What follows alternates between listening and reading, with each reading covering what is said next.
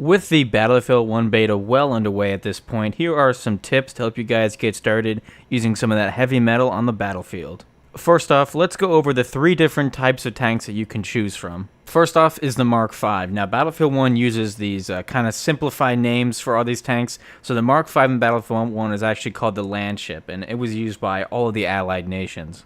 Next up is the heavy tank, or just the A7V. It's a tank that saw very little action, less than 20 were ever produced by the Germans, but for some reason you can choose it on either side, which is strange, but there you go, that's the heavy tank.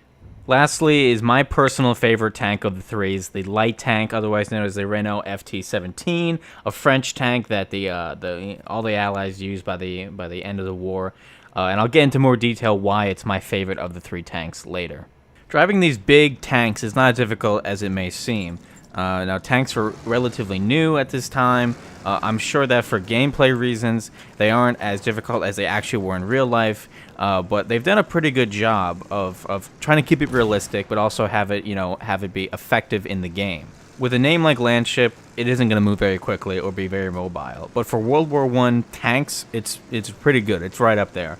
Now, this is the male version of the Mark V. I don't think there's a female version in the game. It doesn't say Mark V male, but in real life there was a male and female.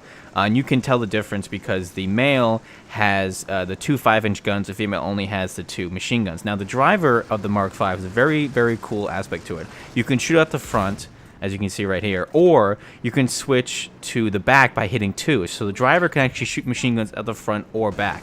Only the driver can access the back gun. But besides that, you have the two 5-inch guns on the sides, and you have two more machine guns for a total of 5 guns. Well, 6 guns if you can include the 2 that the driver can access. Right away, you're going to realize that you have very little visibility out of these guns, and even less maneuverability of the guns being able to aim up, down, left, or right. You're going to notice this pretty much right away. I found that you only really need 3 guys in a tank at a time. You'd like to have 5 in the ideal world so that every gun's ready to go, but if you can't, 3 is enough. And that's because obviously you have the driver who can man both machine guns forward and back, and the 2 gunners each can handle 2 of the guns. Because, like I said before, you can't see that much out of the gun spots, and you can move the gun even less, right? So let's say you're fighting a tank right in front of you, and you have 2 5-inch guns on the Mark V. Only one of them can shoot at the tank at a time, just because the angle doesn't allow both to shoot at one object in front of you, unless it's like right in front of you, like sideways, which isn't going to happen very many times. So only one of those 5-inch guns can shoot at a time, which means the other one, if somebody's manning that gun, he's not really doing anything. He can switch to another gun. That's why having 3 guys is totally sufficient, because you don't need all 5, because, unless you're surrounded or it's an extreme circumstance, 2 of the guns won't be shooting most of the time.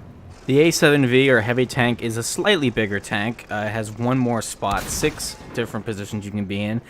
This time the driver, instead of having machine gun, actually has one of the 2 5-inch guns. The 5-inch guns are forward and aft, and on each side you have 2 machine guns. Now, I do think that the Mark V is a better tank of the 2, just because it has the 5-inch guns on the sides, which means it can easily turn, and it can cover both flanks pretty well, while the Land Cruiser going straight forward at you has to keep looking at you in order to shoot a 5-inch gun. If you were to take on a Mark V, either way you went, left or right, at least one of the guns would be able to shoot at you, unlike the A7V. So if I had to choose one of the tanks, it would definitely be the Mark V.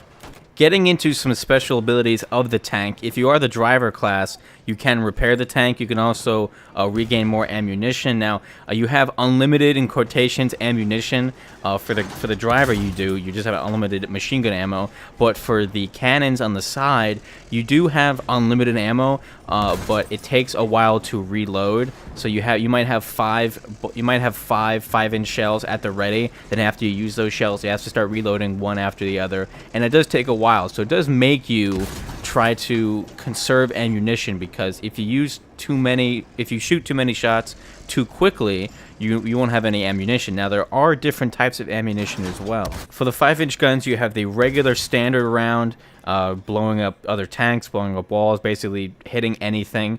Then you have the flechette round. Think of it just like a shotgun round. It's basically just shooting pellets. It does have very good range. I found it has very good range for essentially being a shotgun. That is your anti-infantry shell, and it's very effective. Although the standard shell is also very good at shooting infantry, to shoot the ground right next to them. I find that both shells are very good at taking out infantry.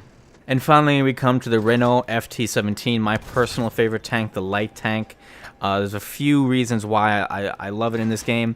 The main reason, the big reason why is I think we take for granted in modern games the fact that every tank has a swivel turret. This is the only tank in the game that has a swivel turret, which means the turret can move around, freely, left or right, whatever. Every other gun can move a little bit, but is pretty stationary. So having a swivel turret is pretty huge because, a lot of the times when you're in one of the big tanks, if a guy comes up to you, is running towards your tank very close, you have to quickly switch to the different gun positions and hope that you see him. With this gun, you don't have to do that. Being a light tank, it is obviously more prone to being blown up. It has less armor, but I still find that it's very difficult for infantry to take you out.